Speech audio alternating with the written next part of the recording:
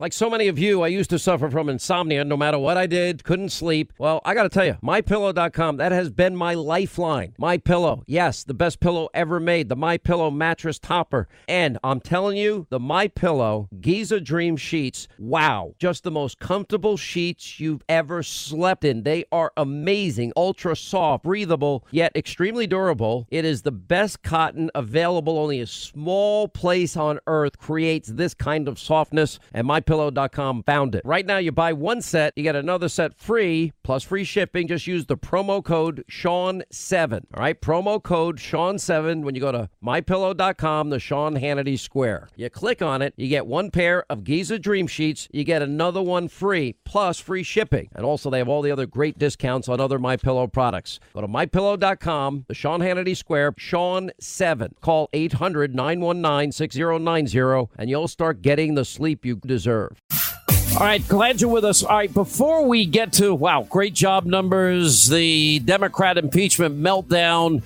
we had a Pensacola attack where literally we had people killed at this airbase in Pensacola. The president is now with a cabinet, and let's go right to his remarks. Just recently, just this morning in Pensacola, Florida, the king said that the Saudi people are greatly angered by the barbaric actions of the shooter, and that this person in no way, shape, or form represents the feelings of the Saudi people who love the American people so much. So that was just given to me by the king of Saudi Arabia, and I can tell you it's a horrible thing that took place. And we're getting to the bottom of it. All of the investigators are there now, and they're studying it very closely. And terrible thing. And our condolences go to the families and to everybody involved, including the wounded. We have some badly wounded people also. And we have to extend our condolences to them, and we'll be working with them all very closely. So I just wanted to let you know that was from King Solomon. And today we're here to talk to some of the very hardworking citizens who are benefiting from our historic record-setting campaign to eliminate job-killing regulations. I will tell you the market is up 325 points today on great job numbers. The numbers have been phenomenal, actually. Some people said so spot on, so good, that they've actually never seen anything like it. It's a long way from when people were rooting for a recession because they thought they could maybe win an election. But we don't root for a recession. We root for success, and we're having tremendous success. I want to thank Vice President Mike Pence, who's here, right here. Mike, thank you. As well as Secretary Jean Scalia, Secretary Elaine Chao, Acting OMB Director Russ Vogt, and Acting Administrator Chris Pilkington. Thank you all very much for being here. Appreciate it. Appreciate it very much. It's been an incredible period of time economically for our country, probably the best ever. We have the best unemployment numbers in over 54 years. We have the best numbers for African American. This came out today again. African American, Hispanic, Asian American. The best numbers we've ever had. Numbers for women are at a record number. We think that it will probably, if it keeps going like this, very shortly be totally historic. But they're at numbers that nobody ever believed possible. Nobody would have believed it. Frankly, in the campaign, I would have never said it. But I felt we were going to do very well. That's despite the fact that we're paying interest to people that have their money in the bank and other countries are not. So they have a great competitive advantage. And yet we're by far and away the most successful economy anywhere in the world. We're doing better than any other economy in the world. And, we've created many trillions of dollars of wealth since the election. Other countries have lost many trillions of dollars. We're by far the largest economy in the world, and that was going to change. For many years, they were saying that was going to change. We were going to go to number 2 during this presidency. That was years ago, and I guess that the wrong president got elected from the standpoint that there are a lot of people very unhappy about it. So they certainly think it was the wrong president. They would have rather had somebody else because they're not number one, we're number one. And we're so far ahead that people can't even believe it. So we've had tremendous success. We've had it together. This has been a great group. The cabinet members and the people in the administration have done a really good job. It was just reported that we added another 266,000 jobs in November. And we've also had very favorable numbers outside of the 266th, including some of the past numbers have been corrected in a very positive way also. So we have 266,000 jobs plus. We've created 7 million jobs since my election. Unemployment is at the lowest rate, as I told you, in many years. And in many ways, I think we can probably very soon say historically. A record 158 million Americans are now working. That's the largest number in the history of our country. We've never had 158 million people working. And we should be breaking the 160 million magic mark fairly soon. The stock market today, as you know, it's up 325. We've hit another record high. I believe that's 128 times, something like that, that we've broken the record, the all-time record for stock market highs. And think of that, about 128 times, and we've been here for less than 3 years. So it's, and that I can tell you is a record. 2.5 million Americans have been lifted out of poverty. African American, Hispanic American, Asian American poverty levels, in the positive sense, have hit record lows. That's something that nobody thought was going to be possible in a short period of time either. So they've all hit record lows.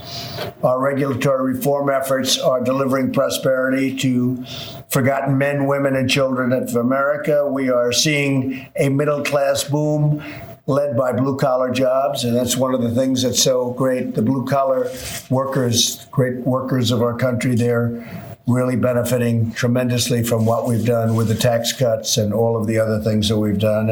And very big, I think, is the regulation cuts, because even before we were able to get the tax cuts so successfully from Congress, we started cutting regulations immediately, and that had a big impact. And that's why we went up so much between the election victory. So you'd say really from November 9th, the day after the election, up until January 20th, the inauguration, the stock markets and jobs literally went through the roof. And if the election were lost, it would have gone right through the floor. It would have been a disaster. The soaring stock market is boosting pensions, 401ks, and college savings accounts at record levels. We've added $10 trillion in value to the economy, helping the small businesses that create 2 out of 3 new jobs. Nearly every single state has seen record numbers. Almost every state, I can tell you, every state I've been to in the last 3 months is having the best year they've ever had. And that's because of the federal policy. And they're very thankful. The governors are very thankful. The senators are very thankful. They're all very thankful. So things have happened that nobody thought would be possible. But literally every state I go to is setting a record for their state, individual states. And one of the states that just reported, and it's because of our actions, not because of their actions. This I can tell you, because their actions are very negative. California is doing much better than anyone anticipated because of what we've done at the federal level. So I'm very happy about that. Next year, we will continue our bold deregulatory campaign. We'll remove costly burdens to make cars safer and more affordable. I don't know if you know what's going on. We're in a dispute with California. California, in order to save a tiny amount of fuel, of which we have plenty, we have numbers that nobody ever would have believed possible. We're the largest energy producer now in the world, and we're an exporter of energy for the first time in our history, really. But we can make cars much less expensive, much better, much stronger, and about the same from an environmental standpoint, very close. But then when you realize that many old cars will be taken off the road because they don't want to get rid of them, because they don't want to buy the new cars, because frankly, they don't work very well. That little, like this, you take that, sometimes it's about that much gasoline. It's a difference between $3,500 extra computers put on the engines and all of the other things that you have to do. But the cars are much safer. Our cars are much safer. They're much cheaper. They're much better. And the reason they're safer is because they can be heavier, because right now the cars are made out of paper mache. And ours are actually, we allow steel content. And so people are getting very excited about it. We have some good support with the auto companies. The only ones that don't support are the car companies that want to be politically correct. But we'll end up in some litigation with California. But just remember, our cars are safer. And they are much safer, by the way. And they're better. They operate better. And in every way, we think it's going to be terrific. We have a lot of support from the car industry. And you're talking about a saving of $3,500 on average per car. That's a tremendous saving. And one of the other things from an environmental standpoint, many of the old gas guzzlers that are spewing out bad things are going to be coming off the road. Cars that are 10 years old and older, people will be going to the new cars because the pricing is better. And the net result of what happens environmentally is a very positive result, because a lot of old cars are going to come off the road. They won't come off the road with the California standard, but they'll come off the road with our standard. So you have a better car for less money, and it'll be safer. We'll end the regulatory assault on franchise small businesses, which a lot of the people around the table want to do, because they're very, very strongly affected. We'll provide greater financial freedom and flexibility for U.S. truckers. The trucking industry has gotten, right, Elaine, out of control. You might want to say a few words about that in a minute, but it's gotten out of control.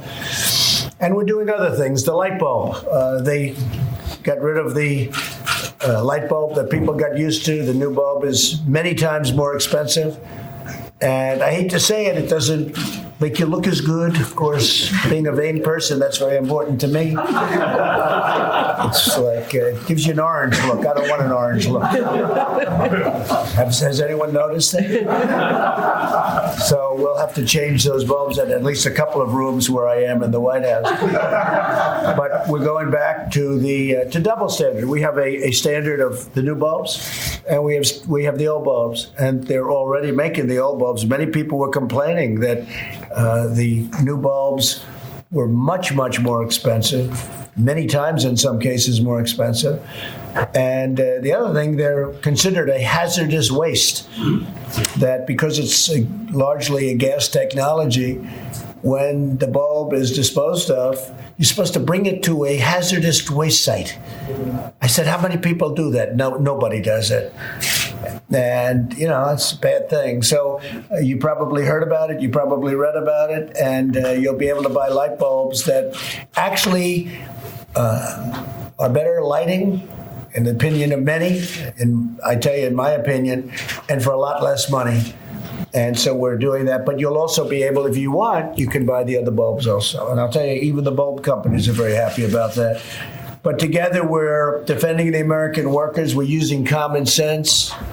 We have a situation where we're looking very strongly at sinks and showers and other elements of bathrooms where you turn the faucet on in areas where there's tremendous amounts of water, where the water rushes out to sea because you could never handle it, and you don't get any water. You turn on the faucet, you don't get any water. They take a shower and water comes dripping out, just dripping out, very quietly dripping out. People are flushing toilets 10 times, 15 times, as opposed to once. They end up using more water.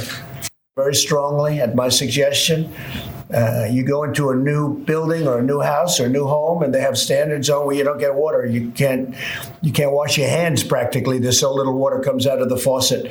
And the end result is you leave the faucet on, and it takes you much longer to wash your hands. You end up using the same amount of water.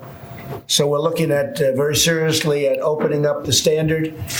And there may be some areas where we'll go the other route, desert areas. But for the most part, you have many states where they have so much water that it comes down. It's called rain, that they don't know what to do with it. So we're going to be opening up that, I believe, and we're looking at changing the standards very soon.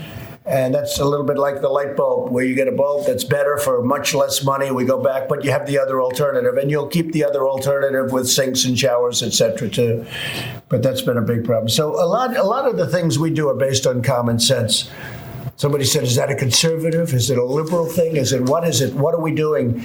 I said, it's a common sense thing. And so many of the things that we do, it's based on common sense, like the car. The car will end up with that net tremendous saving environmentally when you think of all the old cars that will come off the road. All right, amazing numbers of the president. We'll get to all of it. I just thought it was worth hearing it from him. All of those wishing for a recession. Now even fake news CNN and CNBC are all admitting, he's really successful. This is not going to be good for us. Quick break. Right back. We'll continue. Hey, if you currently have one of the big carriers for your wireless service, you're probably paying too much. Now, you got to check out Pure Talk USA. Why? Their plans start at $20 a month. Now, it depends on how much data you need, and all plans include unlimited talk and text. Now, Pure Talk believes in being straightforward with their customers. They don't have any monthly line access fees. They don't lock you into any contract. Pure Talk's network covers 99% of Americans. Their customer service is located right here in the USA. Their chairman, their CEO, is a U.S. vet, and Pure Talk is confident you're going to love their service, which is why they include a 1-month risk-free guarantee. You get 50% off your first month when you call now. You want to save a ton of money every month? Dial pound 250 and say the keyword save now. Hit pound 250 and use the keyword save now. You'll have the option to receive a one-time auto dial text from Pure Talk USA. CNN, MSN, what do they cover? The number 16th is positive economic news. All the rest of them are negative. So you know what's going on here, Joe. People don't want to say good things. And this is the best number I've ever seen in my life. Well, I said this earlier, can it last forever, Jim? How can it last forever? Unless it's a participation rate. And I think it has to go up, Joe, because when we win the trade war, which you know we're going to win now because we have the better numbers, then they're going to have to put jobs here. That's what they're going to have to do. We're not even talking about that yet. In the end, the Chinese are going to have to put jobs here because this thing is the president can walk away from the table with this number. You are so anti-normal, knee-jerk thinking of the MSM. So we could actually have more jobs coming back if we win the trade war. No, you won't see that written or said anywhere. Well, sometimes the truth sets people free. Yeah. These are, I'm not going to say it. You can't contradict that these are the best numbers of our lives. Yeah. You can't. I mean, we had guns and butter when we were doing these things 50 years ago, and that followed with inflation and recession. I don't see inflation. I don't see recession. 50 years ago, that number was a curse. Now it's a blessing. And you know something, Joe? It doesn't matter whether you hate them or like them. These are real numbers. They're real numbers. Wow. Could you imagine an NBC guy actually saying the truth for once? That was Jim Cramer. He's saying today that these job numbers are the best numbers of our lives. That's what he said. And he said, no matter what you think of the president, there's no denying we are living in the best labor market in more than a generation. Well, we already know that. We've never had a better employment situation in the country than we do now. Never. He said you can't contradict that these are the best numbers of our lives. You can't. His words, not mine. As we now had a better than expected by the experts. Again, it's always better than expected. They're all like hoping it goes down. It's like Bill Maher wishing for a recession. Oh, great. Millionaire Bill Maher's not going to be hurt. But the forgotten men and women, the Americans that make this country great every day and do most of the working and living and breathing and dying, as they say, and It's a Wonderful Life. Don't they deserve to have a nice, safe home and a nice, safe neighborhood, a decent car to drive, or a truck if you prefer, a good school district for their kids? All right, Josh, isn't the Fed cutting rates now just going to make the next economic downturn worse? What's your prediction? I've been hoping for a recession. People hate me for it, but it would get rid of Trump, so you shouldn't hate me for it. I mean, recessions are really bad. People lose their jobs and their homes, and we shouldn't wish it's worth it. It's worth it. What a jackass. I mean, on top of everything else. But I support his right to be a jackass. I do. We've defended his freedom of speech more times than I care to count. And he goes on. Literally now unemployment, 3.5%. That's a 50-year low. Economists, they expected the jobless rate to hold steady at 3.6. No, it's down. Another record. People don't want to say good things about the economy, Kramer says. And, then going on to say, don't tell the Armageddonists, the negativists, the hucksters, don't let them scare you away from owning stock. And then referring to the president, it doesn't matter if you hate him or like him. These are real numbers. This is the best number I've seen in my life, he said, zeroing in on the unemployment rate. 50 years ago, that number was a curse. Now it's a blessing. I don't see inflation. I don't see recession. And he went on to say, why am I quoting? Because, look, the president pointed out 128 stock market records. Now, most of you don't invest in the stock market, but you got to remember your pensions are in the stock market. 401ks are in the stock market. $10 trillion in added value to the economy. That impacts every single solitary one of us. And it's not just Kramer saying it either. We even have fake news CNN. Chris, what's his name? Chalisa? I forget how to say his name. Chalisa, yeah. Latest economic numbers, 266,000. Thank God. You know why? Because Americans are working. What does the president say in the close of his speech? We are one glorious nation under God. One American family. Well, for Americans, you know what? We want every American to succeed. Oh, I got mine. You can go pound sand. I've never looked at life that way. This was bonus week for everybody that works for me in TV and radio. And I say to everybody when they get a check, money equals freedom. I give Linda, how many times you hear me say that this week? Money equals freedom. 87 times. At least. Why do I say that? So that gave out 87 checks. No, I think more than that. Was it 80? You counted them, didn't you? I didn't. It probably was around that. It looked like it was about 87, 88. I can't believe it. I have no idea. I didn't count them. It's about that, though. That's all I hear from the guy who's the security at the front desk at the Fox network here, at our network. I mean, everybody. No, but you know why? Mr. Hannity's so generous. Mr. Hannity, he gives. No, Mr. I'm not. Hannity. That's not about me. That's not what I'm saying. I am saying it because I do know what it's like not to be able to pay my rent. I do know what it's like to only have $200 in the bank. I do know what it's like when I have a busted arm and no job and I have to go to work in a shipyard called Blount Marine. And when the foreman hires me, he doesn't know my arm's busted from the week before. He sees me 3 days into the job. He's like, what the? I'm like, I gotta work. That's your Cinderella Man moment. It was. This guy's name was Mac. That's all I know. Blount Marine in Warren, Rhode Island. Then they called me, right? They contacted us. And they checked the records to see if a Sean Hannity ever worked there. They didn't believe it. He called up and he goes, that's not the same Sean Hannity. It's the same Sean. How many Sean Hannitys are there? One is enough. But he couldn't believe it. He goes, that guy on the TV is the Sean Hannity that worked on my marina? I said, it appears well, it was his father's. I think so Mac goes to me, ugh. He's apoplectic because I didn't tell him I had a busted arm. I said, I promise I can do it. I can do the job. I'm going to make it work. I promise. He's like, he wanted to punch me in the face.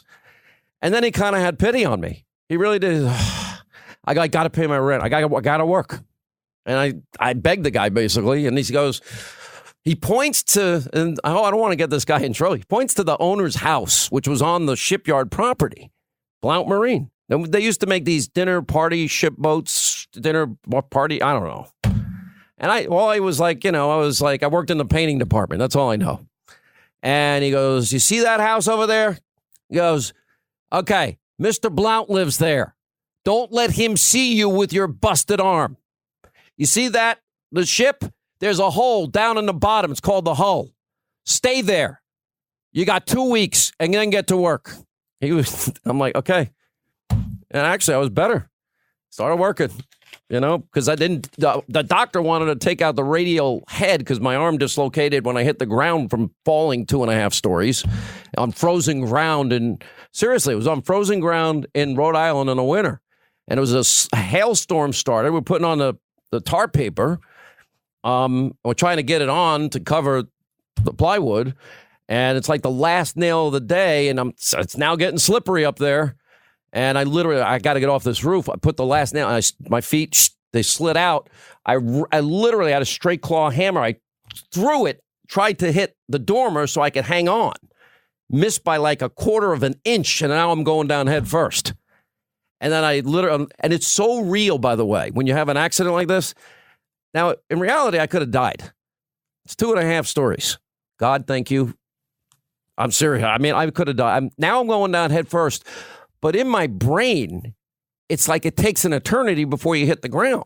It's not that fast. 165 pounds, naked and wet. So I hit the ground. And so from my elbow down, literally was separate and apart from the rest of my arm.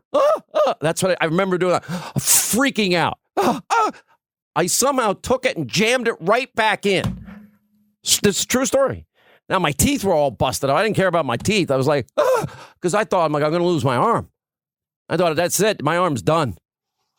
And my sister, who happened to be a nurse, I race over to her emergency room, like it's a dock-in-the-box place. But the doctor was amazing. I didn't have any insurance. I think he let me do some painting and do little chores for him.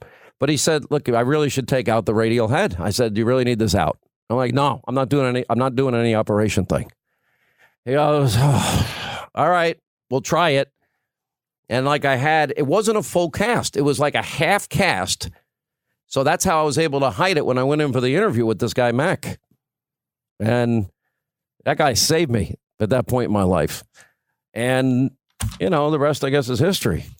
I didn't work there very long. Then I started my own business. But that's the story. I basically cheated poor Blount Marine out of like 2 weeks worth of work. I probably should send them a check to like their favorite charity. I feel guilty. I think you just did with all that promotion. Yeah, well, that's probably true.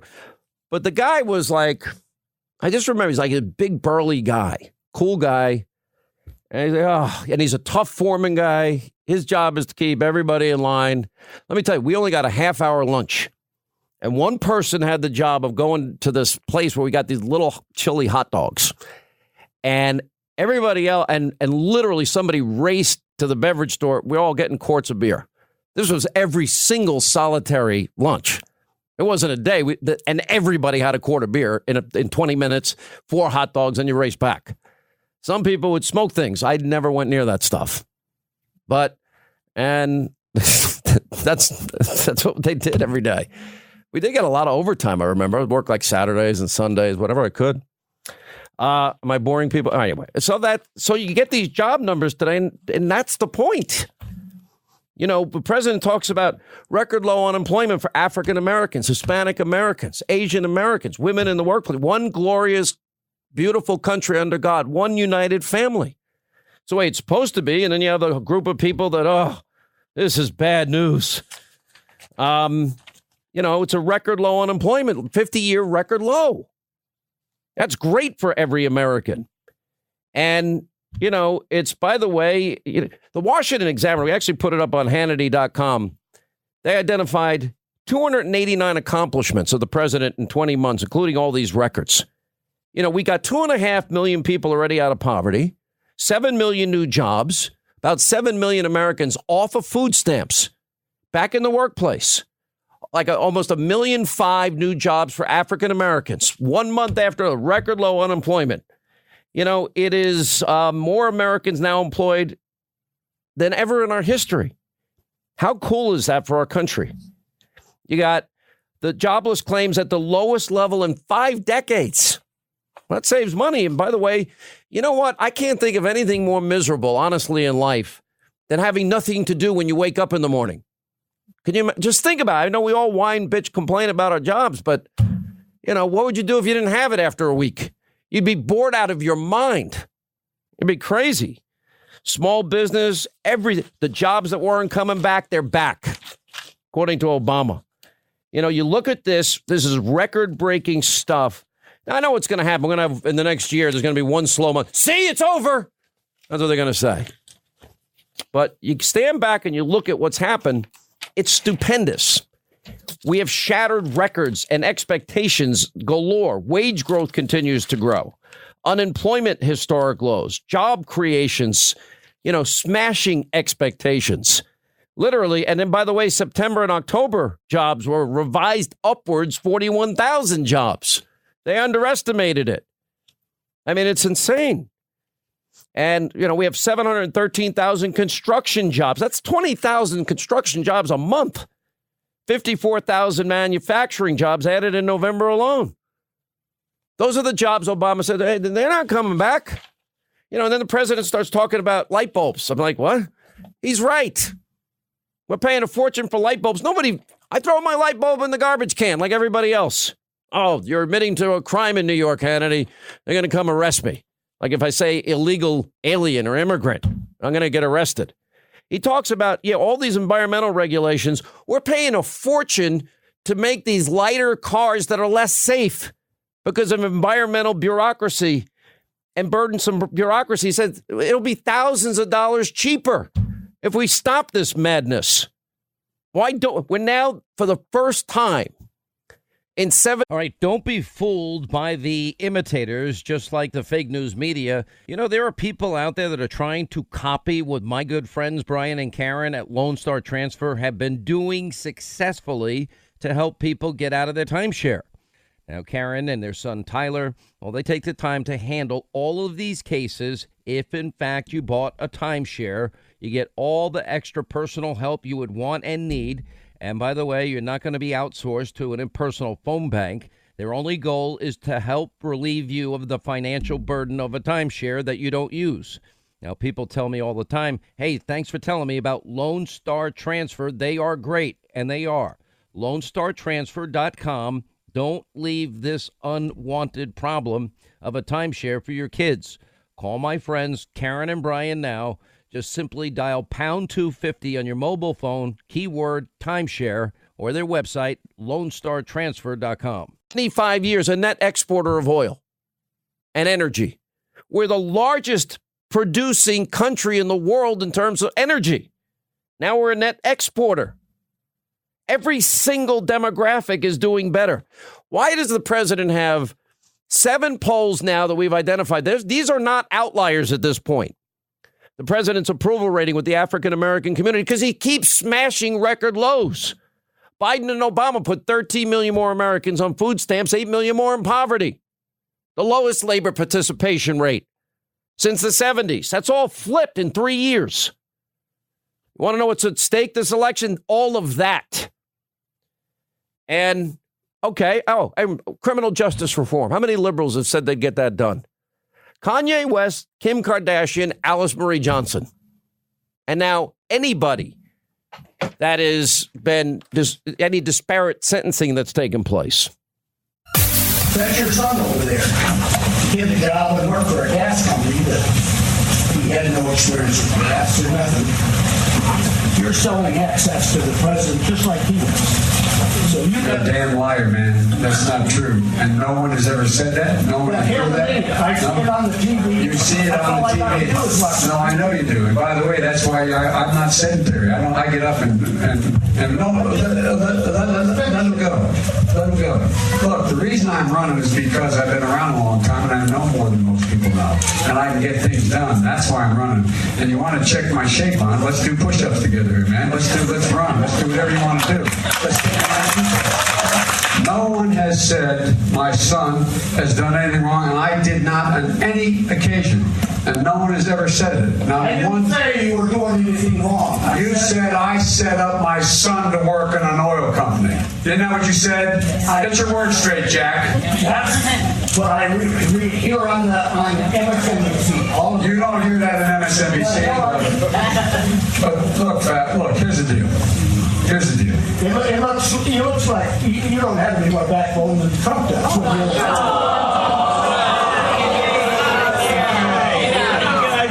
Let him talk. Any other questions? Yeah. I'm not voting for you. Well, I knew you weren't, man. You think I thought you'd stand up and vote for me? You're too old to vote for me. Why don't you just get out of here? Stick it up your ass. Yeah. What's going on? Go outside. Okay, so there's 3 things we got to do. We have to move immediately back to reestablish all those standards we had to begin with when we left office and significantly add to them. And the way you do that is, for example, you are in the state of Ohio, like they're trying to do in the state of Ohio, is that which. And then we had another program that the court ruled that we were not able to, under our authority, do by executive order, but I'm going to try to push. And it was, there's a Dreamers program. There's also a program that said we're not going to separate families. We're going to allow families to stay together while they go through the process. And the court said, well, you don't have executive authority to do that on our own. And we did that in 1976. And it was struck, 2000. Backing up here. 2014 is when we did that. When was I vice president? 1976. Oh, let me hang on. Let me back up. I'll get the year right at some point. Oh, 2000 and I'm going to get there. I promise. There it is.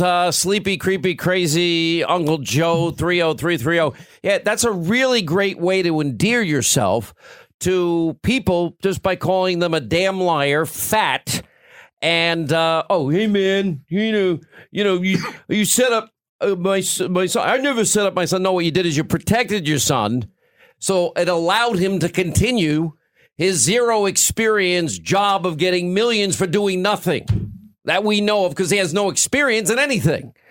And the most revealing thing, you didn't see this on MSDNC. He's admitting they're state-run TV and they never dare tell people the truth. But they're all feigning outrage over Donald Trump with not one fact witness, everyone else opinion witness, hearsay witness, one fact witness. Well, what would you like them to do to get the money? Nothing. No quid or pro or quo like Joe. Nothing. Hey, Jack. Hey, man. Yeah, man, you want to do a push-up contest, man? Come on, let's do a push-up contest. You can't even believe it. It's so insane. We have that story. We have the congenital liar and compromised corrupt shift that we'll get to, too. We welcome back to the program two friends of the program. Mark Simone is with us, the host of the 9 to noon slot on our New York affiliate. Hey, 10 to noon. Don't overwork Whatever. Me. I should have known you only do 2 hours a day. Even that's tough. That's tough. Joe Concha, host of WOR Tonight, follows this program in New York. For 3 hours, by the way, Sean. All right. So I challenge Simone not only to a push-up contest, but another hour of radio. Good luck with that. He's not going to do it. I know Simone. He's richer than, honestly, this guy has more money than anybody I know. Hey, Jack. Hey, Jack. Yeah. Hey, man. Come on, man. So he tweets out today, Simone does, Joe Biden attacked an audience member, called him fat. By the way, then they deny it.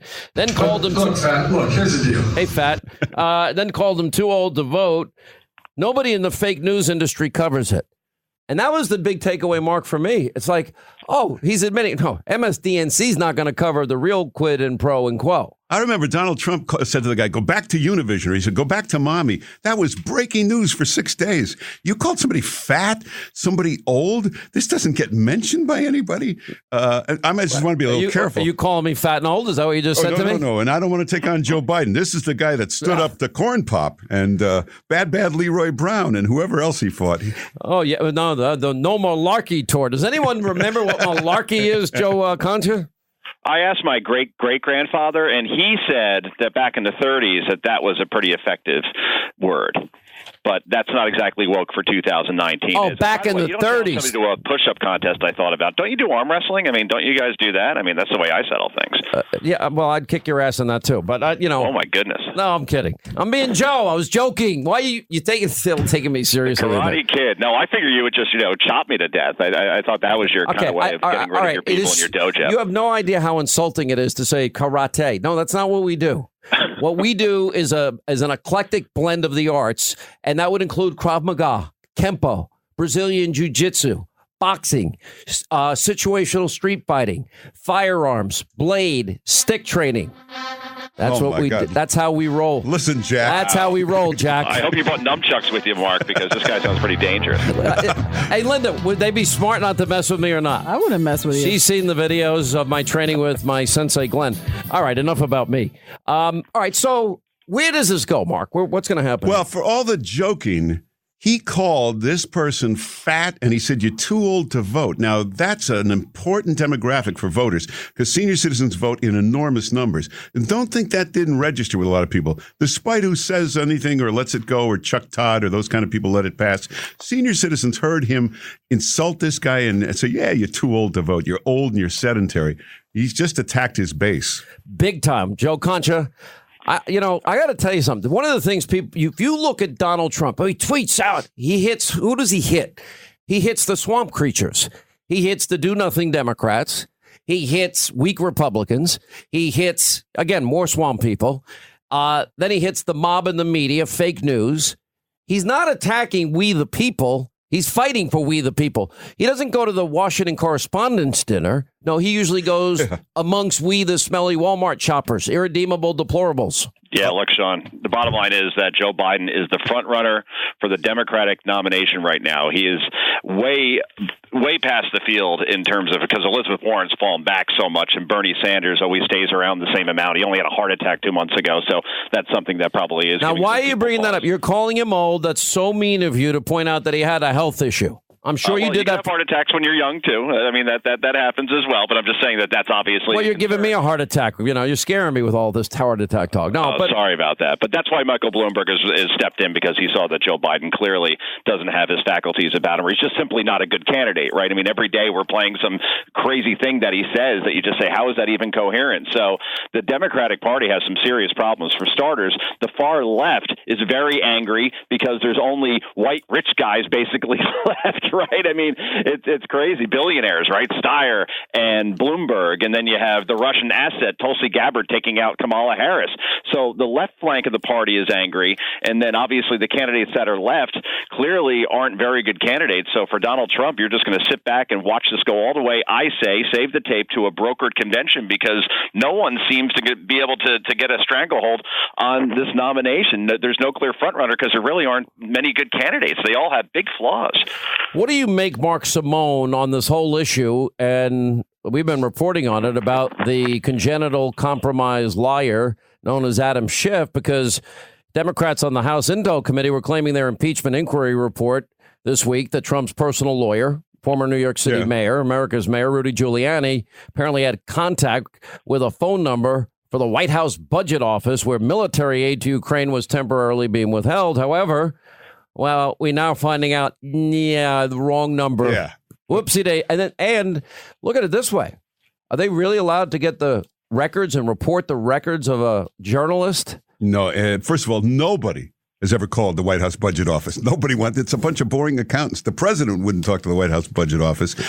You've known Rudy Giuliani. I've known him for years. He is absolutely fanatical about the law. He's the former deputy attorney general, U.S. attorney, knows every law backwards and forwards. Whatever he's doing, doesn't violate laws. The idea of why is a personal attorney over there doing? Every president had that. Hillary and Bill Clinton had that. Sidney Blumenthal over there. You can go back to FDR, who had Harry Hopkins running around the world doing backdoor stuff for him. So it's perfectly normal. And you're right. Schiff getting these phone records. If you're a journalist, you've got anonymous sources. You got Joe Concha. That's the most protected thing in the world. If they get your phone records, they identify your anonymous sources. That's the first way to identify any whistleblower, get phone records. The fact that AT&T handed it right over, AT&T that owns CNN, by the way, that's a major, major breakthrough. I think it's a huge break. Now, I'm getting mixed messages because I didn't even see it. That somebody said there might have been a Hannity call for 36 seconds. Was there? They found out, they were apparently look at your phone records. You called this pizza place. You called exactly. The steakhouse. That's all I called. I don't even have access to any of my social media, and I haven't for like a year and a half. And the funny thing is, I'm like, it's 5 o'clock on a Friday. Oh, all of your text messages from 2017 with Paul Manafort just hit the wire. Do you have any comment? I'm like, you think I remember what I said yesterday? Joe Concha. Yeah, 36 seconds. That sounds, Mark, you hit it on the head. That sounds like a pizza call. I mean, what else takes 36 seconds, honestly? So, well, I call Mario's. I give a lot of detail about how I want my cauliflower crust pizza. Well, there you go. That's good to hear. Yeah, look, I don't see any outrage over this as far as Adam Schiff and with John Solomon, for instance. What are his First Amendment rights as far as being a reporter? Why are his calls being pulled? And we saw this with the Obama administration when they pulled thousands of phone records from the Associated Press. They spied on James Rosen, called him a flight risk, spied on his parents. So I keep hearing how horrible President Trump is to the press, but all I know is he's more accessible to the press than any president in history in terms of just doing straight question and answer. He circumvents his press secretary. That's fine. Let's hear it from the horse's mouth anyway. And then when you go back to the horrible treatment of the press, you got to look at Obama and the way that he treated reporters. And now we're seeing the same thing with Adam Schiff. And as usual, we're not hearing how this is a threat to the fourth estate because it's a Democrat doing it. Well, I got to tell you, Mark, I think that's all a good point. But the idea that we're going to go after, for example, we're talk show hosts, all three of us. All right. So what? We do straight news, right? How many hours can you produce of straight news, breaking story? We're giving you the facts. That's it. Then we do investigative reporting, vetting Obama or the deep state, right? Then we do opinion. We're very upfront about it. Then we do sports some days. You do a lot of sports. Yeah. And then we do culture. But we're like the whole newspaper. We are the press. And the fact that they do this to John Solomon means that we're dead. I mean, people, if you don't like what a talk show is saying, we're going to now subpoena your phone records and go to these phone companies and steal it?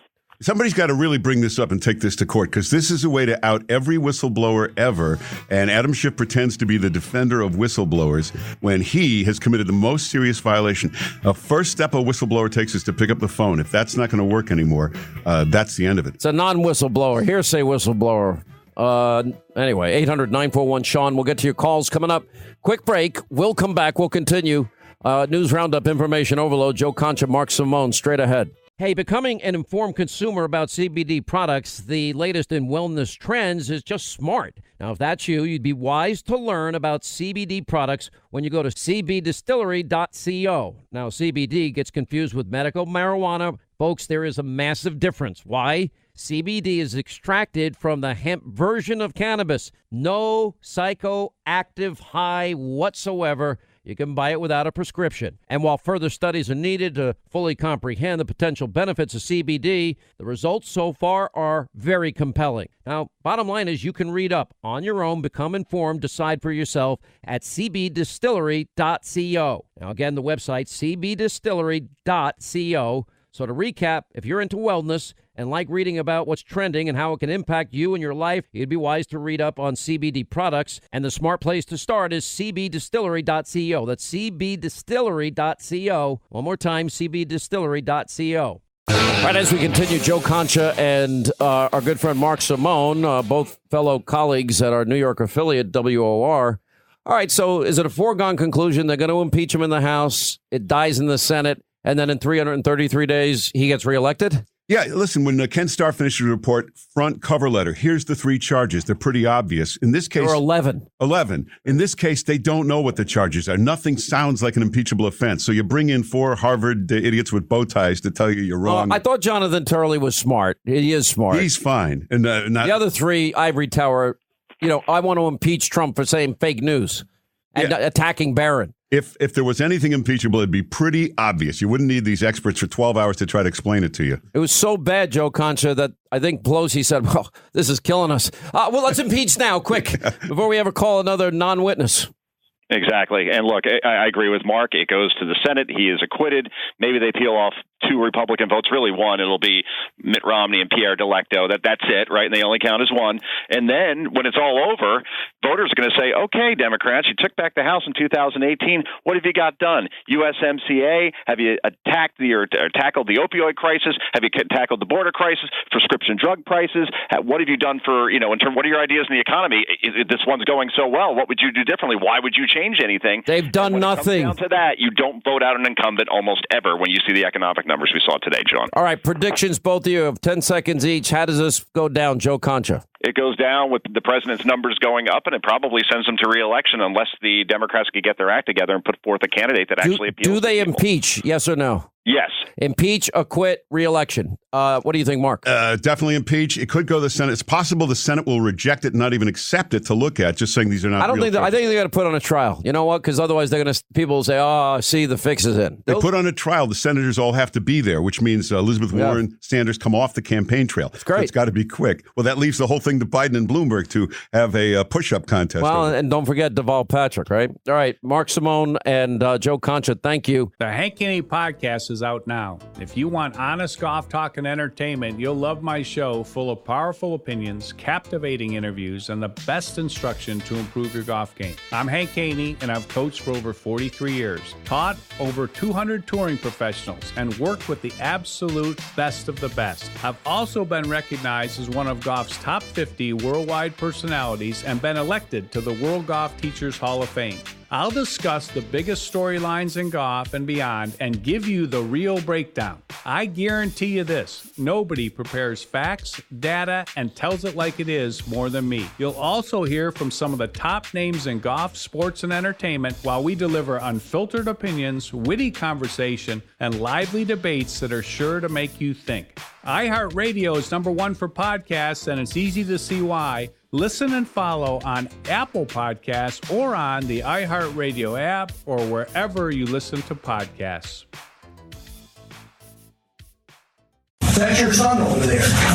He had to get out and work for a gas company, but he had no experience with gas or nothing. You're selling access to the president just like he is. So you You're a damn liar, man. That's not true. And no one has ever said that. No one has heard that. I see it on the TV. You see it on the TV. No, I know you do. And by the way, that's why I'm not sedentary. I get up and no, let him go. Let him go. Look, the reason I'm running is because I've been around a long time and I know more than most people know. And I can get things done. That's why I'm running. And you want to check my shape on? Let's do push-ups together here, man. Let's run. Let's do whatever you want to do. Let's take No one has said my son has done anything wrong, and I did not on any occasion.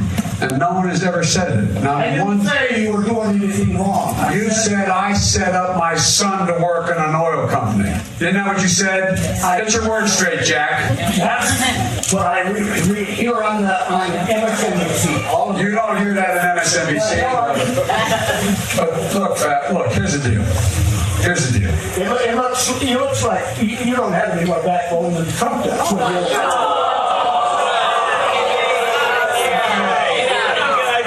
Let him talk. Any other questions? I'm not voting for you. Well, I knew you weren't, man. You think I thought you'd stand up and vote for me? You're too old to vote for me. Yeah, you're too old. You're too fat. No, I said fact. I heard fat. What did everyone else hear? Look, Fat. Look, here's the deal. Look, Fat. And then he's like, look, Fat. Look, here's the deal. All right, Jack, you want to do push-ups and everything? Well, I'm like, wow, this guy can't handle anything. Wow. Unbelievable. So he calls the guy a damn liar, fat, and challenges him to a push-up contest, and he doesn't know he's in Iowa. He thinks he's in Ohio. Okay, so there's three things we got to do. We have to move immediately back to reestablish all those standards we had to begin with when we left office and significantly add to them. And the way you do that is, for example, you are in the state of Ohio, like they're trying to do in the state of Ohio. All in one meeting. Now, this poor voter, by the way, so apparently at the TV show, we finally got a hold of the guy. And he's like, I hate him. I hate Fox. You lie. And I'm like, I still like the guy. But he got confronted after all of this. And to this guy's credit, he's a feisty 83-year-old guy. And, guy tries to do a hit and run on him, which I've had done on me many times. Excuse me. And I'm like, you know me. I'm like, you don't get to do a hit and run. Never forget, I'm with my kids at a diner once. And two guys... they tried the F word hit and run. My daughter's like 7 years old. I'm like, okay, I literally dove out of the chair. Excuse me. And, people that hit and run are cowards. They want to take their cheap shot and then they want to run. Sort of like when we were in Britain, the guy tried to, push me and he ran so fast. I'm like, wait, get back here. Wanted to see the guy. Anyway, so this is the confrontation afterwards by I guess a Biden supporter. Listen to this. Why don't you just get out of here? Stick it up your ass. Yeah. What's going on? Go outside. All right, 800-941-SEAN. You want to be a part of the program? I kind of like that guy. I think, you know what? Good for him. He stood up for himself. Oh, in media mob news that we have out there, I didn't know that Area 51 Roswell Rachel Maddow apparently is being sued. And this is pretty interesting. I guess it's a $10 million lawsuit. Her lawyer over there at MSDNC, I guess. It was filed by One American News, the OWN network. And their filing is they're admitting, oh, she never means what she says. Remember, there was so much press. I guess it was Alex Jones admitting that it's hyperbole or whatever. Anyway, it was an outrageous lie, OWN said, because, they had their on-air politics reporter apparently had done, I guess, some freelance work for Sputnik News. She was never employed by Sputnik. She didn't do any work for Sputnik after going to work for OWN. And, Roswell Rachel Maddow is saying, oh, that's paid Russia propaganda. I mean, that's kind of their problem over there. They just see Russia, Russia, Russia everywhere. And, they peddled these lies for 2.5 years. Anyway, so there's They finally had to respond, I guess, through Area 51, Roswell Rachel Maddow's attorney, MSDNC. They're pretty much like admitting that she, I guess, is lying all the time. Maddow's lawyer, a guy by the name of Theodore J. Boutros Jr., arguing that the liberal host was, quote, clearly offering up her own unique expression of her views to capture what she saw as the ridiculous nature of the undisputed facts. Quote, her comment, therefore, is a quintessential statement of rhetorical hyperbole incapable of being proved true or false. Oh, okay. So what? What is rhetorical hyperbole incapable of being proved true or false? I thought she was their big star. I mean, she says she's left a Mao and she's advanced all these conspiracy theories, and we've chronicled some of them here, and she gets away with it, and then she gets to be one of the moderators during a Democratic debate as if she's, an objective reporter, which she's not. And anyway, so Maddow's attorney now has literally gone into this corner where, hey, what Rachel Maddow says isn't factual, it's just hyperbole, her own unique expression, rhetorical hyperbole. That's a pretty amazing admission. And anyway, so in response to Maddow's kind of defense here, if you want to call it that, OWN offered written analysis from a UC Santa Barbara linguist professor who argues that there's no possible way to interpret what Maddow said as anything other than an expression of fact. Quote, Maddow did not use any typical opinion markers when she stated that OWN really literally is paid Russian propaganda. And guy Siegel, I guess, who did all this, said Maddow's not the sort of person an audience would expect to misuse literally. She is a graduate of Stanford and Oxford University, a Rhodes Scholar. In fact, on the show, Maddow regularly uses literally in its primary meaning, as she did in these examples. And, meanwhile, today, the Trump administration tried to push through one of the most controversial judicial nominees of Trump's time in office. They literally nominated him to the job 2 days ago. So they go through the times that she says literally. It's literally an emergency, a formally declared emergency. The U.S. military apparently diverting C-17 cargo ships to stop at President Trump's golf course in Scotland, literally to have U.S. airmen stay at his golf resort. They are literally defunding the daycare center at Andrews Air Force Base. So the use of literally is consistent, which they point out. And, quote, her audience would not have understood her assertion that OWN really literally is paid Russian propaganda as metaphorical hyperbole. That's a pretty big admission. But you know what? They ignore everything about Maddow in the mob. They like Maddow because Maddow is, on the front lines of, basically being state TV. And I'll say this, literally, all they do is propagandize. There's more lies, distortions, propaganda, misinformation, fake news, conspiracy theories. Trump is a gateway drug to David Duke, KKK. Trump wants to kill the press. I wonder if she said literally there. Venezuelans are rioting over donations to Trump inauguration. Trump firing Comey unprecedented, and then cites Clinton. And the Trump inaugural funds go missing. Trump says immigrants are vicious, murdering, blah, blah, blah. Pence wanted to cure gay and not AIDS. I mean, and it goes on.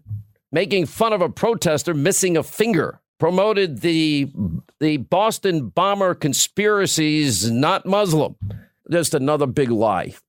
All right, let's say hi to Jason is in Maryland. Jason, how are you? Welcome to the program. What's going on? Sean, I'm doing great. Thanks so much for the honor of talking to you, and I want to thank you and Linda and your entire staff for your service to your country. Thank you for giving. No, you give this to us, and our job is to serve you. That's what we do.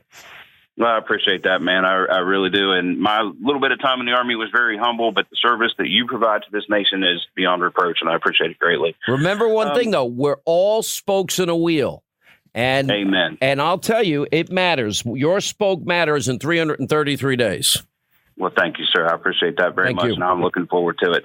I want to bring up something that I haven't heard anybody talk about yet, and that is the fact that Professor Carlin perjured herself in her opening statement to the Judiciary Committee.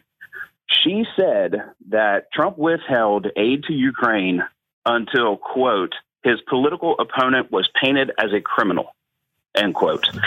I know that didn't happen. You know that didn't happen. She knows that didn't happen. And as a law professor at a prestigious university, she knows that if she provides testimony to Congress that is false, she has perjured herself. And she's just another liar in the course of this that's trying to overthrow a duly elected president of the United States. Look, I'm just going to tell you something. There's nothing but unhinged, insane, radical madness.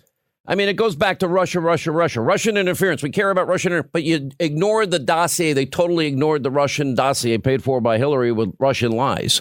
You know, it's the same about obstruction. They're so wired and jacked up over. We've got him on obstruction, but they ignore the server and the subpoenaed emails and bleach bit and hammers and deletions. It's like we care about election interference. Yeah, Russia did do it. But we have a Politico article in January 2017 that says Ukraine did it, and a Ukraine court determining they did it. They don't care about that either. They care about quid and pro and quo, but they ignore Joe. I mean, it's breathtaking hypocrisy. It's like, you know, I believe, but we don't believe the credible allegations against the lieutenant governor of the Commonwealth of Virginia. We ignore that part. You know, Linda hates the phrase I'm using, bifurcated brains, and compartmentalizing your brains to basically live in a state of utter denial of what hypocrites you are. And that's who they are. Donald Trump lives in their brains. They can't get him out. Donald Trump is alive and well, and they cannot get rid of him. And when he wins, they're going to feast off him for another 4 years. And when he's not president, they're going to miss the hell out of him. How's that? Absolutely true. And the damage that they're doing to the office of the presidency is what really scares me. They're not going to bring Trump down. We understand that. But the next Democrat president that's elected is going to face this same thing. Republicans are going to go after him nonstop or her nonstop solely because they don't like them. And every president for the rest of history, until we have something that turns this around and gets us back on the right track, every president is going to face this. When they should be able to deal with world issues and domestic issues and all of those things that the office of the presidency is actually for. We actually put up on my website, Hannity.com, the list of all the president's accomplishments. What are they? 289, nearly 290. And the beauty of it is go to Hannity.com, read them. He's still governing. The one thing Democrats have not done is governed.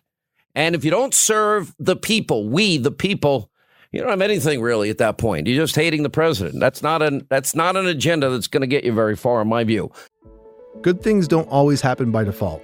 Sometimes the good is found in the daily choices we make. It's found in the stories of real people who, although miles apart, have more in common than they think. Stories of compassion. I had never had parents that cared about my emotional reactions to things. Stories of hope.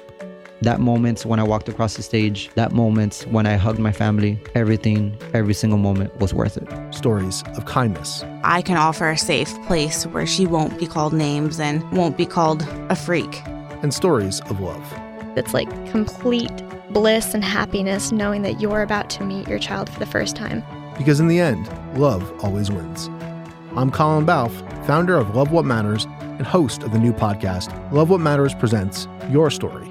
I'll be introducing you to ordinary people, just like you and I, who have extraordinary stories to tell. Listen and subscribe on the iHeartRadio app, Apple Podcasts, or wherever you listen to podcasts. All right, let's get back to our busy phones. Glad you're with us. 800-941-SEAN. You want to be a part of the program. As we say, hi to Carol is in Florida. Carol, hi, how are you? Glad you called. Hello. Hello. I am so excited to talk to you. I'm a long-time listener and first-time caller, so this is fun. Well, thank you for being with us. Thank you for giving us this microphone every day, and I hope you're having a great day. I am. So here's my question. If we can try to impeach a president on hearsay and innuendos. And opinion and conjecture. Right? Go ahead. No, I'm sorry. That's okay. And then on the other hand, you have a gentleman who has already done it. There's audio and everything else on him.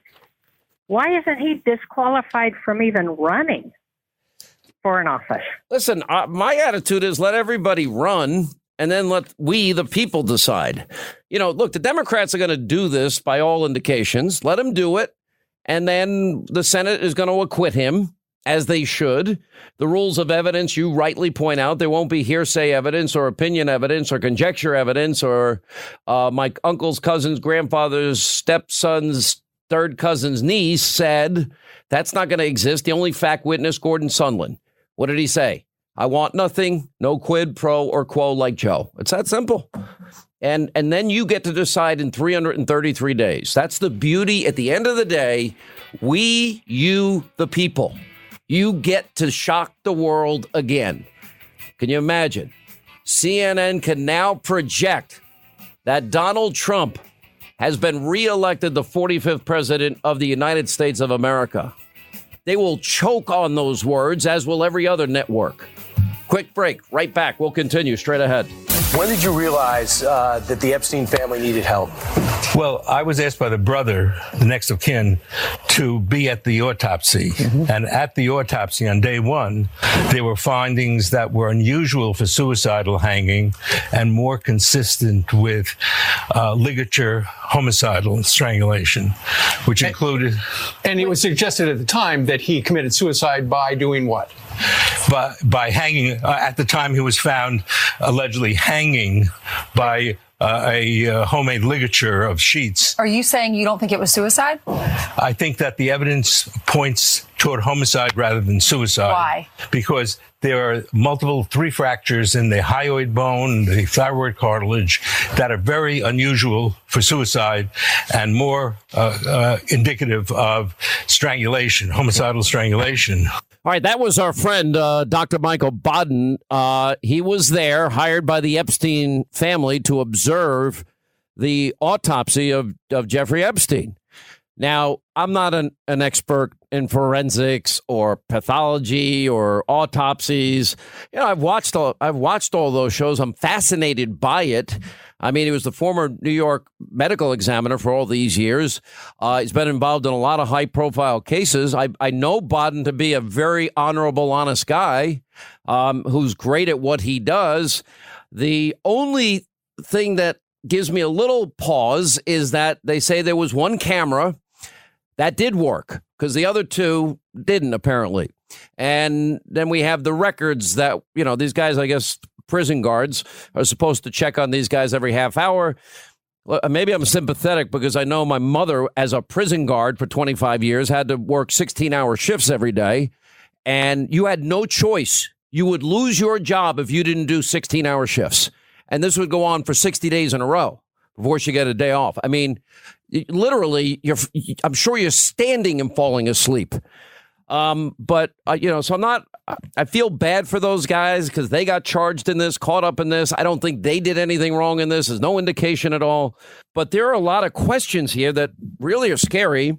Anyway, Dylan Howard is an investigative journalist, author, and he's written a brand new book, and it's eye-opening. It's called Epstein, Dead Men Tell No Tales, Spies, Lies, and Betrayal. Wow. And anyway, I'm reading your book, and you've got a lot of details in here that make me ask a lot of questions. Well, Sean, I've been investigating this case for 5 years, long before Jeffrey Epstein either committed suicide or was murdered. So I'm stacked with document after document after document that is a meticulously researched look at Jeffrey Epstein's life and how he was able to get away with the crimes that he did for so very long. In fact, I'm actually suing the FBI under Freedom of Information laws for them to release their full case file on Epstein so that this cover-up can no longer continue. Give us the general premise of your investigative work, and you've been doing this for 5 years. Start with the basics. We hear Lolita Express, Orgy Island, as it's been dubbed by the New York tabloids. Is that true? Absolutely. Jeffrey Epstein had the largest townhouse in Manhattan. He was a pedophile. He was a pedophile. Convicted in Florida in 2005 and sentenced to a sweetheart deal. Sweetheart deal. How did he get away with that question? That is the first of the questions that I asked. Answer that question. Well, in typical scenarios like this, the FBI, when they investigate, it's a federal crime, which means the FBI director at the time was none other than James Comey. Instead, the matter was deferred to local authorities, and he got a sweetheart deal, 1 year with probation that allowed him to be able to exit jail and actually continue work with prison guards. So he'd leave every day and continue and go on to his office with his, and he was home on weekends. Correct. Wow. The absolute most sweetheart of deals, which begs the question, why did federal authorities turn this over to the state authorities who gave him the sweetheart deal? Well, can you believe in the course of my investigation, I came up with a document that actually suggested, and Epstein rejected this, that he would get away with serving no jail time. So that asks you the question, why was he being protected? Why was he being given all of these benefits that someone who had abused more than 32 young women, why was he able to get these sweetheart deals? Well, I mean, I think that's a great point because, and in that case, he pled to this. That was a plea deal. He pled to this. And he pled to abusing minors. Correct. It was under state law. Then, of course, in 2019, on return from Paris, where he had another residence, he was arrested at Teterboro Airport on federal crimes. His legal team had attempted to argue that double jeopardy would apply, but there is a difference between state and federal, so the feds then went after him. That, of course, led to the latest controversy and ultimately his death. We watched the disaster that was Prince Andrew's press conference. Others obviously are caught up in this net. Bill Clinton probably chief among them. How accurate is the reporting that they were involved in all of this? Well, first of all, with Prince Andrew, let me tell you, he's lying through his teeth. Well, we caught him in 7 lies already. So he does sweat. He does touch women, even though he's a royal. You know, so we actually spoke to somebody who worked at the New Mexico ranch who said that another young woman was specifically told to service Prince Andrew at the Santa Fe, New Mexico ranch. This woman had never spoken until this book. And she says that Prince Andrew had to be given 24/7 concierge service, if you like, at the behest of Jeffrey Epstein. Now you've got an instance where he's trying to plead away his innocence by saying he had to come to New York to break up the bromance, if you like, with Jeffrey Epstein, which is just an inconceivable thought. So the depth of depravity with Prince Andrew goes far deeper. Is that why he was reluctant to say pedophile? Oh, I didn't want to use a boorish term. I mean, it's like, really? Absolutely. There's no doubt about that. Now, with regards to the Clintons have tried to fend away their association with Jeffrey Epstein. But what everybody ought to know is that Ghislaine Maxwell, who was the woman who was his ex-girlfriend and supposedly one of the individuals who helped procure these young women for Jeffrey Epstein, attended attended Chelsea Clinton's wedding in 2009. This is the Madam, what's her name? She obviously denies that she was a madam, but has certainly... accused madam, you're right. Madam. But certainly her relationship to the Clintons was well known, and she was involved in the Clinton Foundation. One of the more interesting things, however, is the Lolita Express that you mentioned earlier. This was a plane that I've seen on board. This is a plane. How did you get on board that? I didn't get on board. I saw photos. Okay, just checking. I was just checking, Dylan. It looks Might have to put you on the cover of one of your tabloids. It looks more like an adult film set than it does a private jet. This is plush, lounges, not the type of private jet service. You mean with real seats? No. They had like cordoned off areas with beds? Correct. So it lived up to its status as the Lolita Express. And in fact, in the book, we actually print some of the images from inside that. By the way, people need to see it because it's pretty shocking. It is shocking. But nevertheless, let me tell you about the Lolita Express.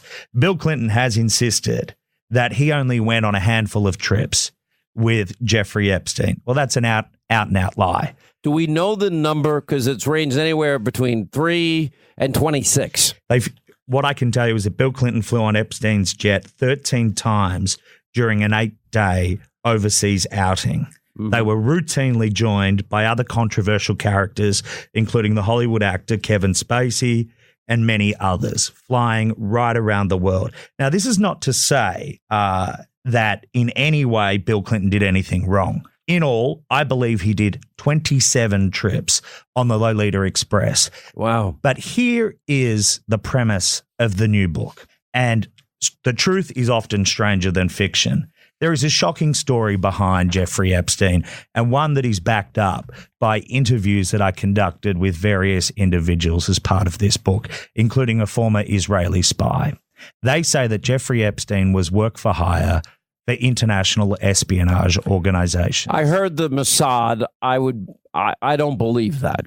Well, Robert Maxwell, Ghislaine Maxwell's father, was a media mogul who ran the Mirror newspaper group and was assassinated off the back of his boat. Yes, indeed. He also owned the New York Daily News, I believe, at one point. According to Ari Ben Mashali, who is a former Israeli spy, he was Robert Maxwell's handler.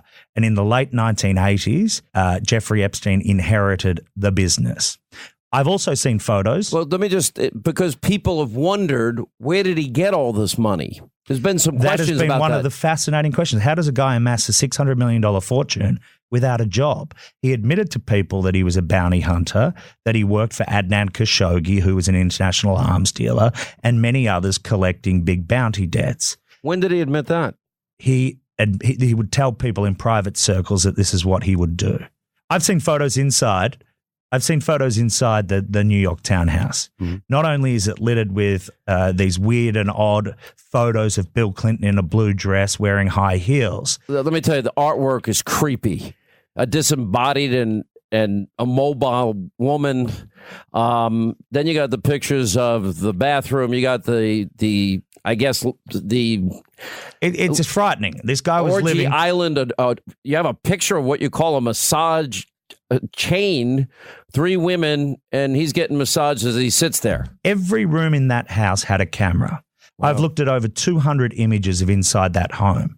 Every room had a camera and was recording into another room that was like a security facility. Next to that was an office with multiple Xerox machines. So everything that was being recorded was being printed. Why would someone do that? Do you believe that exists today? I believe it exists in the home if it hasn't been dismantled. Well, how could they not have gone through it by now? We know that we have images of the FBI all over Orgy Island. Absolutely. And that is the question. The FBI in Florida. Florida has what's called the Sunshine Law state. They release every piece of evidence. In the Jeffrey Epstein case, they haven't released any piece of evidence. They haven't released the cache of documents or DVDs or anything like that they established. And that's why I've been in a 3-year legal battle with the FBI to release this information, because if there was a cover-up, we want to know who's involved. All right, stay right there. We continue. Dylan Howard is with us, investigative journalist. Dead Man Tell No Tales, Epstein, Spies, Lies, and Blackmail. It's on Amazon.com, bookstores everywhere, Hannity.com if you want to link to it there. All right, as we continue, Dylan Howard in studio with us. He'll also join us on TV. We're going to show some of the Epstein photos exclusive that he has in his book. It's called Epstein, Dead Men Tell No Tales, Spies, Lies, and Blackmail. We've got his brand new book on Hannity.com, Amazon.com, bookstores everywhere. All right, we'll get into this more tonight on TV, but I want to ask you this. We heard from Michael Baden. We know, look, it's kind of hard to hang yourself when you're not actually hanging. Now, I know that's possible. That is scientifically proven. But when Baden has suspicions, I trust him. He didn't say 100%. He said maybe 80%. Mm-hmm. He doesn't think he killed. He does not think he killed himself. Sorry. What do you think? Most victims' rights advocates in this case do not believe that he committed suicide, that it was murder. Now, there's no definitive proof, but there is suspicious circumstances and intrigue around this. Why were cameras not working? Why did they miss certain checks during the course of the night? Nothing adds up. They missed a lot of checks. 2 of the cameras, as I understand it, correct me if I'm wrong, were out. What about the one camera supposedly that was dead on that would have shown somebody entering the cell? Well, this is the whole thing. We don't know. Yeah. The DOJ insists this was a simple case of suicide, but we don't trust anybody anymore after all the Russia crap, do we? The hardest place to kill yourself is prison because the sheets are so small and the sheets are so light. How do you know so much about prison? I've interviewed far too many people behind prison. Yeah. Behind prison walls. So it begs the question, did he have the means and motives to kill himself? Was he able to be given the chance to kill himself? That's clear. I think that part's been established. The question I want to know is there in existence a tape? The other thing I want to know is, you said all these bedrooms at, Orgy Island were videotaped. I want to know if they found that information. Well, the government has not released any details of their raid of Little St. John Island in the U.S. Virgin Islands. Orgy Island, it's easier to say. Yeah. Or what they found inside the New York penthouse. Or Santa Fe. So we have 2 months for the FBI to respond to my Freedom of Information lawsuit. And what is critical to that is determining what took place. How did he get a sweetheart deal? And could this have been prevented? Because that's the great tragedy of all of this. Young women were abused. A sex trafficking ring was able to operate. Why, how, and who allowed that to happen? I share your passion. You know what? I'm kind of libertarian in adults' lives. Leave children alone. Absolutely. All right, Dylan Howard, fascinating read. Epstein, Dead Men Tell No Tales, Spies, Lies, Blackmail. It'll be interesting to see. Come back when your Freedom of Information Act request is acted on. Quick break. We'll come back. Wide open telephones. His book is on Amazon.com, Hannity.com, bookstores everywhere. We'll get to your calls on this Friday. That's next on The Sean Hannity Show. All right, 25 till the top of the hour, 800-941-SEAN. All right, we had amazing audio this week. And we do this on Fridays. It's sort of like the best of audio of the week. And wow, what a week this has been. By the way, Monday, yes, the Horowitz FISA report. Here's the audio of the week. Okay, so there's 3 things we got to do. We have to move immediately back to reestablish all those standards we had to begin with when we left office and significantly add to them. And the way you do that is, for example, you are in the state of Ohio, like they're trying to do in the state of Ohio, is that and then we had another program that the court ruled that we were not able to, under our authority, do by executive order, but I'm going to try to push. And it was, there's a Dreamers program. There's also a program that said we're not going to separate families. We're going to allow families to stay together while they go through the process. And the court said, well, you don't have executive authority to do that on our own. And we did that in 1976. And it was struck, 2000. Backing up here. 2014 is when we did that. But on the evidence presented so far, is it your view that there is no credible evidence that any crime was committed by President Trump? Yes, I've gone through all of the crimes mentioned. They do not meet any reasonable interpretation of those crimes, and I'm relying on express statements from the federal courts. I understand that the language in the statutes are often broad. That's not the controlling language. It's the language of the interpretation of federal courts. And I think that all of those decisions stand mightily in the way of these theories. And if you can't make out those crimes, then don't call it that crime. If it doesn't matter, then what's the point? Call it treason. Call it endangered species violations if none of this matters.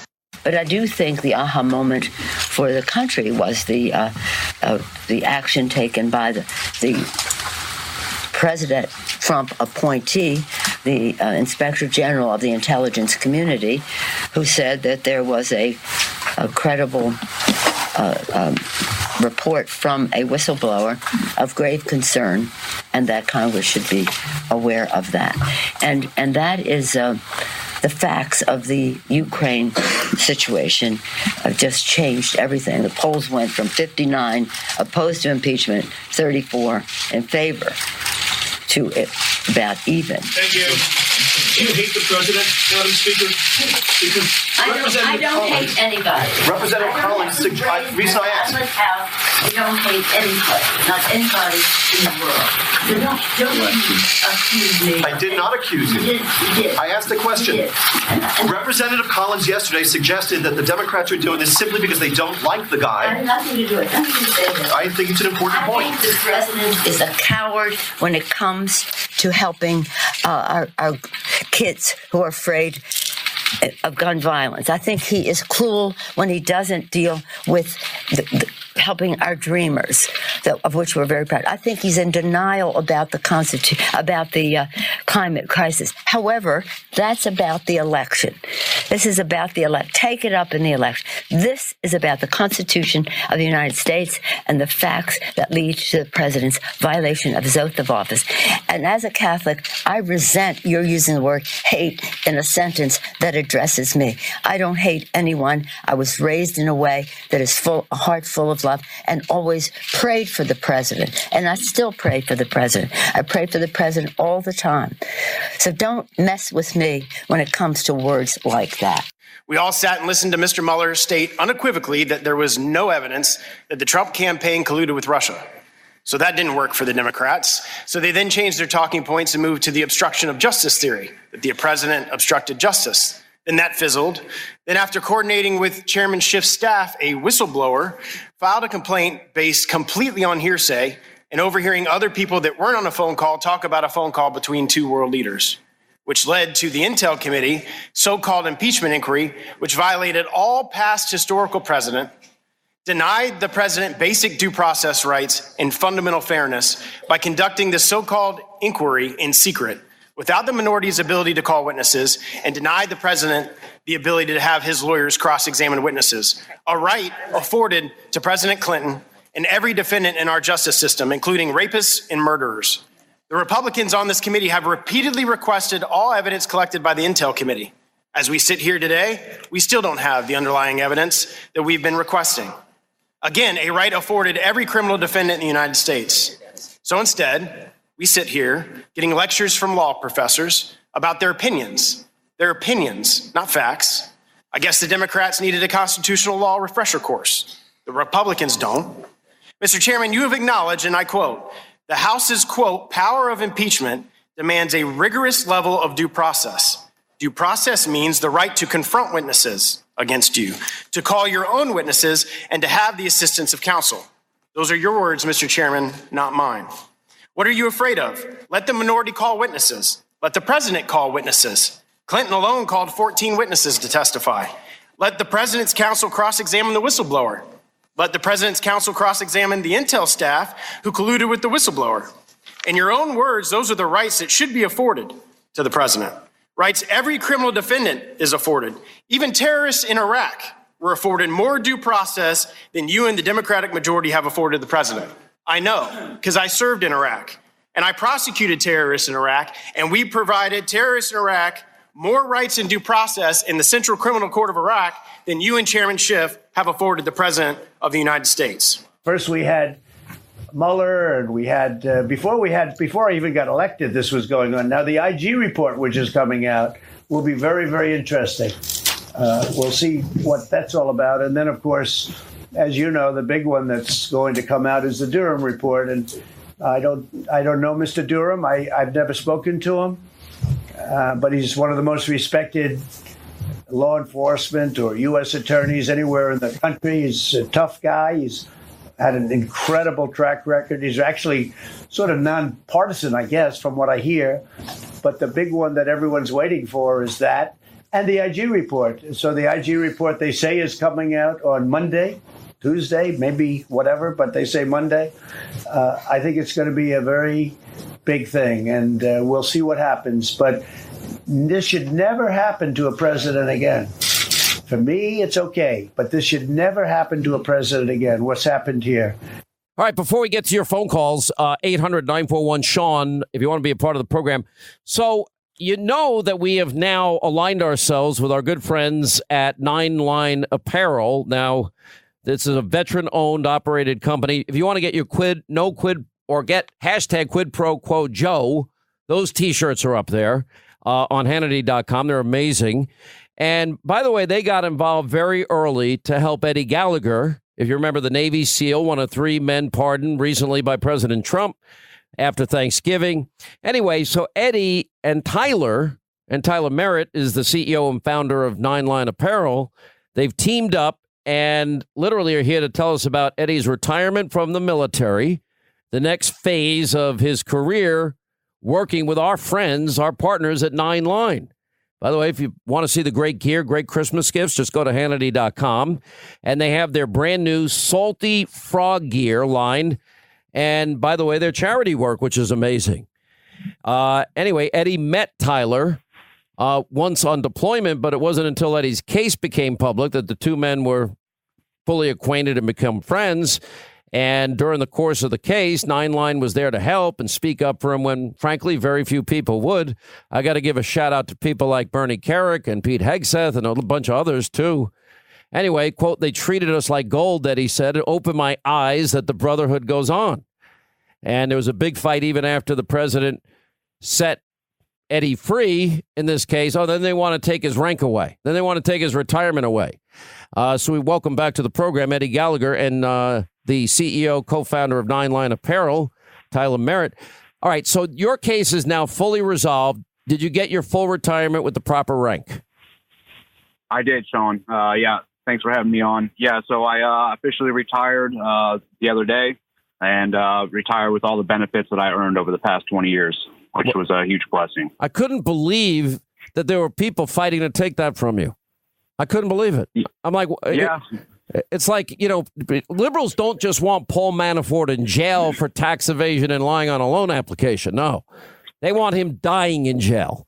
They want a death sentence. It's like, man, there's like zero compassion. Anyway, so Tyler, you met Eddie in the course of all of this, and now you guys have partnered together. Tell us about it.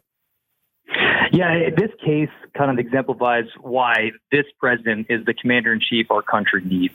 The fact that it came this far, the fact that we put Eddie through this hell after serving our country for almost 20 years, putting him in prison for almost 9 months, and putting his family through the uncertainty of, he survives multiple combat deployments, but he might go to jail for the rest of his life. And without the president's intervention, that would have happened. Without the intervention of Pete Hegseth and other individuals that were very vocal, Eddie, who is an absolute hero, could have paid the ultimate price for just being caught in the crossfire between the left and the right. And the left has a very clear agenda. They want to villainize people like Eddie, and they want to promote companies, say, like Nike, who pick their brand ambassadors as people like Colin Kaepernick, a person I like to consider a man-child. You know, we like to pick our brand ambassadors out of heroes. You know, we have Eddie Gallagher, we have Mark Geis, one of the survivors from Benghazi. Those are the people that we like to work with. And I'm so excited for this next chapter in Eddie's life where he can literally drive across country and be reunited with his family, but then also start this new venture of ours. And SFG, this is going to be a really amazing product. We're going to be competing against Columbia's PFG for that coastal lifestyle brand with an edge. And I couldn't think of a better brand ambassador than Eddie Gallagher. Well, I'm glad that it all worked out for both of you, seriously. And, look, I guess this is probably the greatest Christmas you're going to have, Eddie Gallagher. It's sad that we send brave men to go fight wars. We start wars with all the best of intentions, all the confidence and rigor and commitment. And then these wars keep getting politicized. And I'll be honest, I've just gotten to the point where we cannot do this anymore. We can't put handcuffs on guys in battle and second guess them and say, well, you can't shoot unless you've been fired at first. If you wait that long, you may be dead. And then they're going to try you if you do shoot first. So I'm urging everybody that I can to get the next generation of weaponry, both offensive and defensive, so that we fight our wars from Tampa, Florida, and push buttons the way the president pretty much beat back the caliphate in Syria. Without handcuffs, because we can't do this to people like you anymore. We can't. Clay Lorance and how many others? Exactly. And I think that's, the message that the president sent by getting involved. It was a pretty strong message saying he's going to stand shoulder to shoulder with our warfighters and not, show the people that we're not disposable. We can't be treated this way. We've been fighting a war for almost 2 decades now. And, you can't, once politics and all the other bureaucracy gets involved in war, we see what happens. And I think the president is showing a strong message saying that he has our warfighters' backs. Well, I appreciate it. And Tyler, last point, if people want to get a hold of your apparel beyond my website, Hannity.com, how can they do it? Yeah, obviously on your site, but also at ninelineapparel.com. By the way, how's my quid pro quo Joe T-shirt selling? It's selling like hotcakes. The message is very clear, and I think it seems to be resonating very well with all the audience. You can get that if you go to Hannity.com, hashtag quid pro quo Joe. He apparently hates it. We saw the meltdown yesterday. Yep. And we've got many more in the hopper that I'm sure he will also not like. But that's one of the great things about living in this country. We get to speak our mind without being stoned to death. So I'm a big fan. All right. Thank you, Tyler Merritt. Everything's linked to Hannity.com. Eddie, I would imagine this is going to be the best Christmas you've had in many years. And thank you for your service to your country. Thank you, Sean. I appreciate it. And thank you for advocating for me this whole time. And yes, I will be joining. You can thank Bernie Carrick is the one that I'm like, Bernie, I read this article. It doesn't look good. And he goes, you got to trust me. He's screaming at me. Screaming. Oh, yeah. He got in my Bernie face. Bernie Carrick is our new godfather. That's for sure. That's awesome. All right, guys. All right, that's going to wrap things up for today. Hannity tonight, 9 Eastern. We are loaded up. Yeah, the crazy liberal Joe, the impeachment disaster. Yeah, a preview of FISA coming out Monday. Reince Priebus, Jason Chaffetz. He knows a lot about Horowitz's earlier referrals. We'll get into that tonight. News you won't get elsewhere. Matt Gaetz, Pam Bondi, and also Lindsey Graham in studio tonight, and much, much more. It's all happening. The news you won't get from the mob. Set your DVR. We got great information tonight. 9 Eastern, Hannity, Fox News. We'll see you on FISA Report Day Monday. We'll see you tonight at 9. Have a great weekend.